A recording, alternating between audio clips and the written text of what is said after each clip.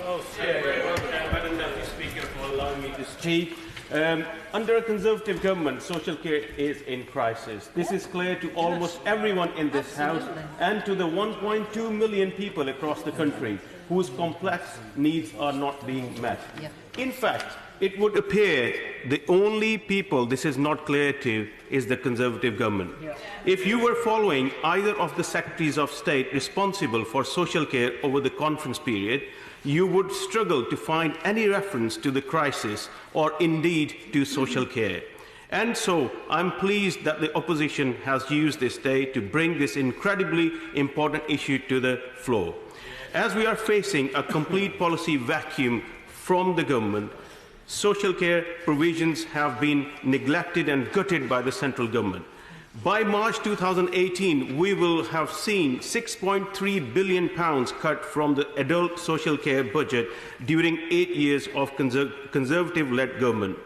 In the same 8 years, there has been a 48% increase in the number of people who have some form of unmet needs. This is no coincidence. The Conservative government's failure to tackle the social care crisis is having a hugely damaging impact on elderly and disabled people in our society, pushing them into increasingly vulnerable and precarious positions, not receiving adequate or appropriate care. Government cuts to local authorities' budgets mean they are simply no longer able to provide the level of care that is needed.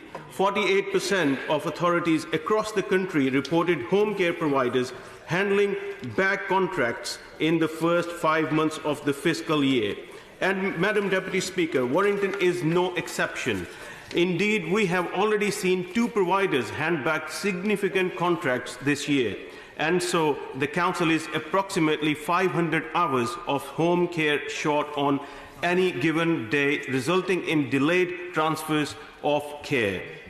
Members will be aware that the government's response to these delays has been to fiscally punish local authorities for not meeting unrealistic targets by withholding funding and threatening extortionate fines.